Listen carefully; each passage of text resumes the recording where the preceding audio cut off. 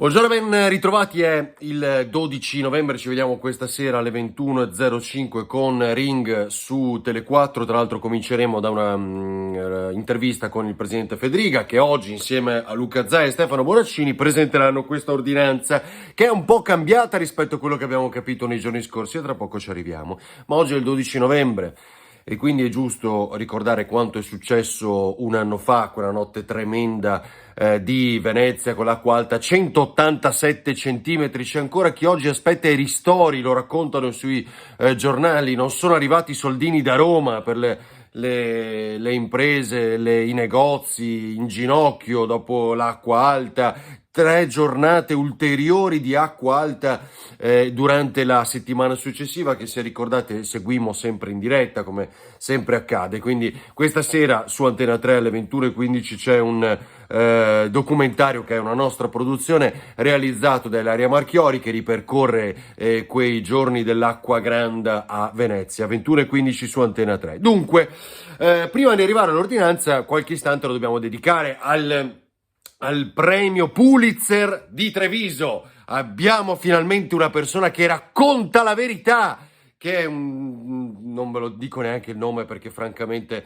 non merita, ma lui ha preso il suo telefonino, è entrato al cafoncello e ci ha fatto vedere come sono gli ospedali e tutti quanti erano deficienti, i medici che tutte le mattine si bardavano e andavano a curare 45 persone che hanno bisogno di assistenza respiratoria, i 116 che sono ricoverati in totale, i direttori sanitari, i parenti di queste persone che tra l'altro non possono neanche entrare, per quello non li trova nei reparti, non li trova al pronto soccorso, perché può entrare solo la persona malata, da protocollo basta informarsi, ma abbiamo un premio Pulitzer. Bisogna avvertire gli Stati Uniti, cioè qui abbiamo una persona straordinaria che evidentemente dobbiamo immediatamente assumere ad Antena 3 perché noi ce lo siamo perso. Come abbiamo fatto a non avere questo grandioso giornalista sotto mano a Treviso e non averlo assunto ad Antena 3? Di più non possiamo dedicare perché francamente il problema maggiore di tutto questo è che ha dovuto generare un video che l'ULSS 2 ha creato, ovviamente facendo parlare anche i malati, non solo i medici protagonisti, per smentire questa fake news che è ormai l'abitudine, no? Prendere, girare a cazzo in un reparto che non c'entra niente, non entrare nella fase dove non puoi entrare, ovviamente nella fascia, l'area più critica perché non ci puoi entrare, far vedere il pronto soccorso che è vuoto per i protocolli, lo diciamo da 6 mesi, ma ancora non l'hanno capito. Ricordo che io non ho potuto accompagnare la mia compagna Giulia all'interno del pronto soccorso perché appunto quando si è fatta male al piede poteva entrare solo lei e io mi sono dovuto allontanare dal pronto soccorso perché è così, ma è così da mesi. Non è che ci vuole questo premio Pulitzer che ci viene a insegnare evidentemente com'è il mondo. Il problema, dicevo, è che poi qualcuno ci crede e nel crederci siamo costretti ormai a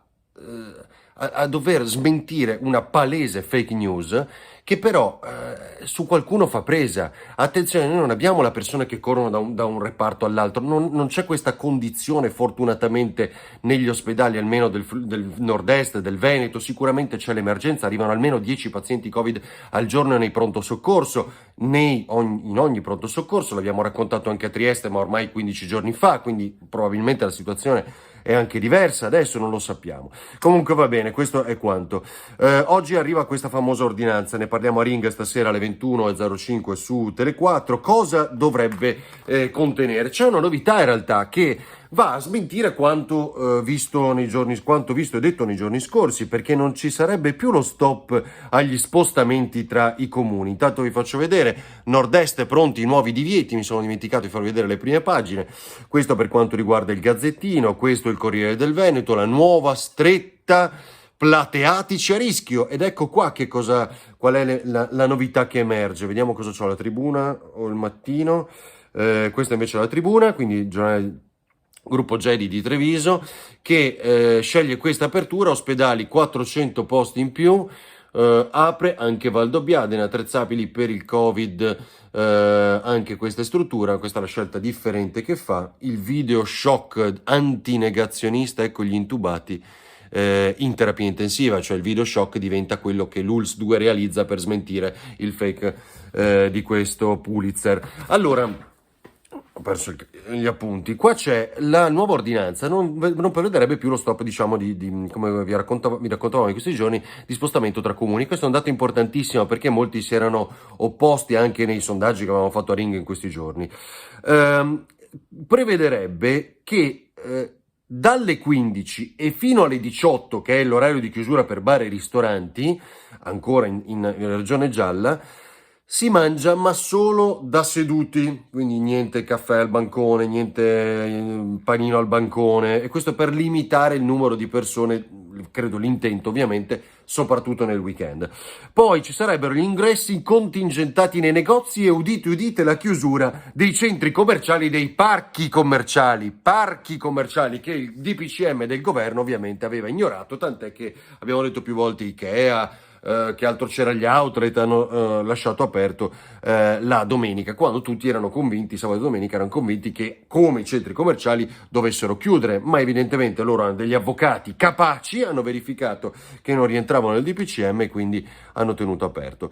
C'è poi, si vocifera anche di questa raccomandazione per favorire l'accesso agli over 65 nei negozi, quindi esercizi commerciali, nella prima ora di giornata, ed è forse quel riferimento al vivere civile, impostazioni etiche, civili, che diceva Luca Zaia ieri mattina, ma oggi lo ascolteremo alle 12:30 in diretta, e che appunto farebbe riferimento alle famose fasce d'età da proteggere.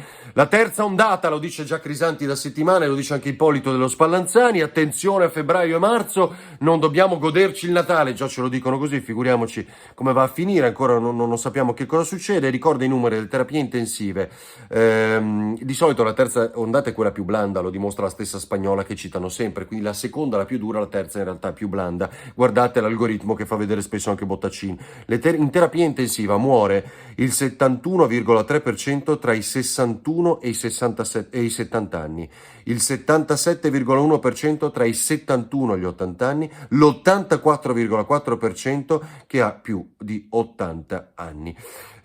Boccia, riapriremo, ma non deve essere come Ferragosto, ha detto, e quindi poi riferimento ai 3,4 milioni di dosi, che in realtà sono 1,7, perché sapete, uno dei vaccini è quello che bisogna prendere in 2 dosi differenti a distanza di qualche settimana. Bene, ci vediamo questa sera a Tele4 21:05, mi raccomando il sito ferdinandovarino.it, anche nel corso di giornata pubblicheremo alcune cose molto interessanti. Ciao!